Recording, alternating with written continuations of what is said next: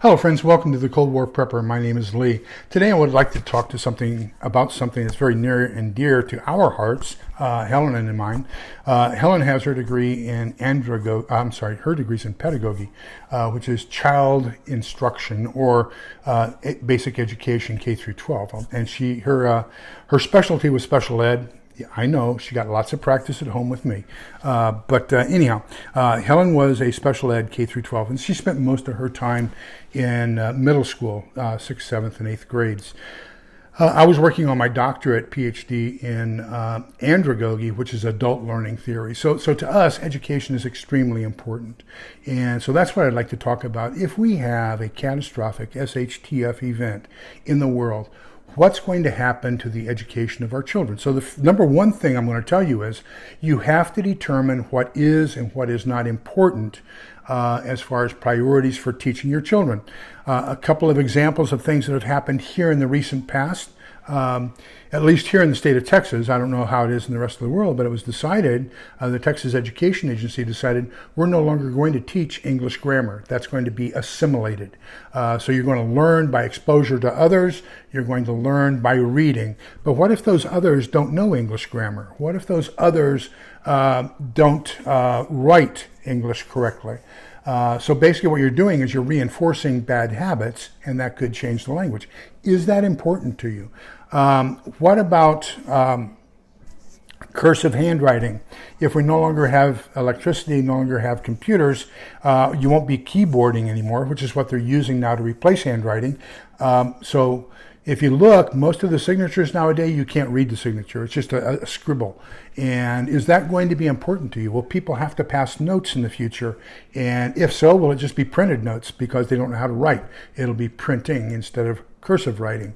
So number one, determine what it is that you want your child to know, or your grandchildren or your neighborhood children or whatever. What's important, what's not important. So separate those. Number two, at what level do you want their proficiency to be? So there's 5 levels of learning. And this goes counterclockwise when we get into it, but the columns are incompetence and competence, and the rows are unconscious and conscious. So unconscious incompetence is, I don't know that I don't know. So I'm going to give my daughters learning how to ride a bicycle along with this as we go along. So I bought her a bicycle for Christmas. We had training wheels on it, and she said, "Daddy, take the training wheels off. I know how to ride a bike." We took the training wheels off. I was running along beside her, holding on to the seat. She says, "Daddy, let go. I know how to ride a bike." I let go, and all of a sudden she flopped over. The minute there was face to asphalt contact, she discovered that she was conscious of the fact that she did not know how to ride a bike. So now we could focus on learning that. So now if you've ever watched a child learn how to ride a bike, they're concentrating on the steering wheel. It's kind of shaky. They're going slow. And so they're focusing all their energy on being consciously aware of how to do something. And then after a while, repetition, they become unconsciously competent, so they can do it without even thinking about it. It becomes habitual, innate sense or whatever. And so that's where we got to. That's where she's riding down the street, waving at her friends, not looking at where she's going.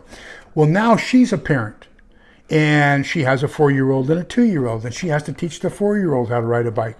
So now she's at level 5 because she has to think consciously of her unconscious competence. How do I explain to a 4-year-old what I learned when I was 4 years old in a way that they can start working on making it a conscious competence? So, that's kind of, so what do you want them to learn? And at what level of mastery do you want them to learn it?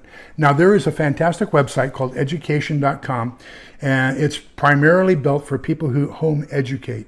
They have all kinds of lesson plans, study guides, worksheets, and everything else from kindergarten all the way up to high school.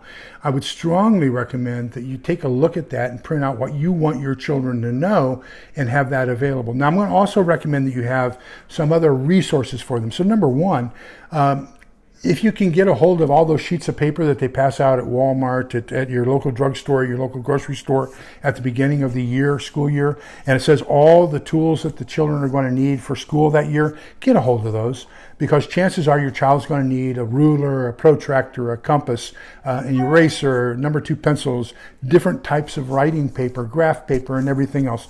If you get a hold of those and then stockpile that, you're going to be pretty much ahead of the game.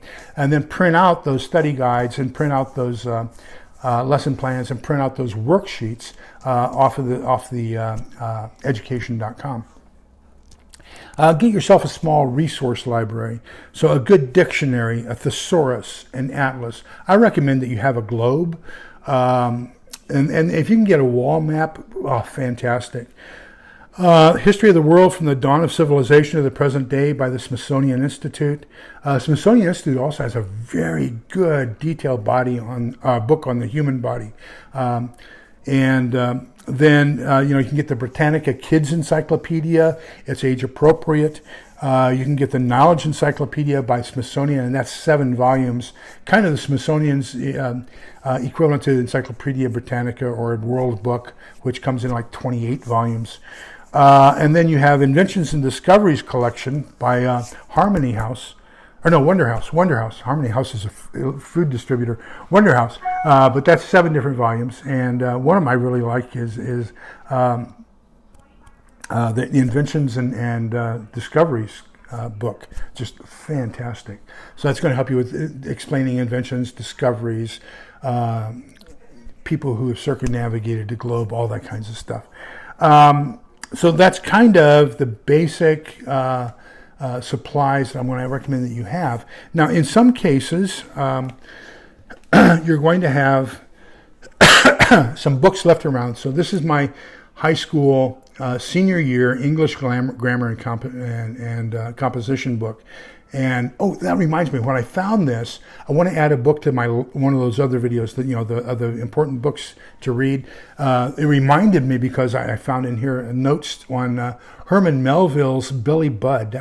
So he wrote Moby Dick. He also wrote Billy Budd. Billy Budd is a fantastic book. So I found my notes in it when I found this book out in the garage. But anyhow, this is going to teach you some things. Now, first off, you have to determine, is this important to you or not? Evidently, it's not important to our society right now. But for example, this goes into declining pronouns. So if we take the pronoun I, that's the nominative case. It's going to be the subject. I do something. Then you're going to have the possessive case or genitive case, and that's my, so belonging to me. So now we're going to have the dative case, to someone, so to me. Then you're going to have the objective case, which is the direct object of a sentence. So you hit me. Me is the direct object, so that's going to be in the objective case. And then you're going to have, there is no locative case for the pronouns. Okay, so, that's it. Now, there's one more that nowadays seems very popular, but it's incorrectly used 99% of the time, and that's a reflexive pronoun. So reflexive pronouns always reflect back to the subject. So I call myself Lee. You call yourself whatever. But you cannot call myself. Only I can call myself. You can call me, I can call you, but I can't call yourself, and you can't call myself, because it's lack of agreement between nominative case and reflexive case.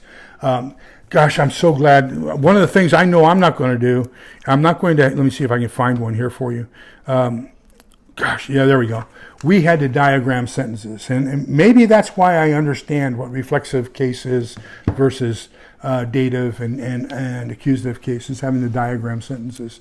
And then, to, TO is towards something. TOO has 2 meanings, TWO meanings, which is the number, and it can either be extreme, superlative case, which is TOO, it's too funny, it's too hard, it's too something. Or it can also be a conjunction meaning also. So that is mine too, TOO. And then same thing with their THERE, THEIR, and THEY apostrophe RE. THERE, the easiest way to remember that is HERE is here. It's inside that word, so it's a location. THEY apostrophe RE, Substitute, the apostrophe is a substitute for a, so it means they are.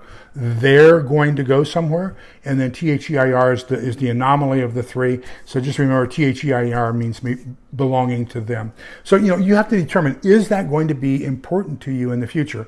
I'm going to submit to you that other than geeks like me, it's not important to the vast majority of our population today. So,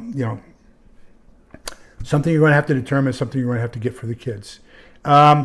So with that, make sure you get some stuff for them at Walmart and at Sam's Club. You can get these.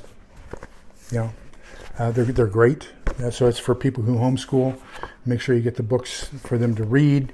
So that's all I can say is, think about what you're going to do as far as educating your children in a catastrophic post-SHTF environment. And think of who you're going to have teach your children. When I was president of the PTA at a high-income school, one of the most common complaints I got was we had a fourth grade teacher who put a picture of herself and her husband on her webpage, and it said, "Me and my husband." Oh, the number of people who got upset over that. But anyhow, is that important to you? That's something you're going to have to decide. Remember that we're all in this together so we can come out the other side together. Take care. Bye-bye.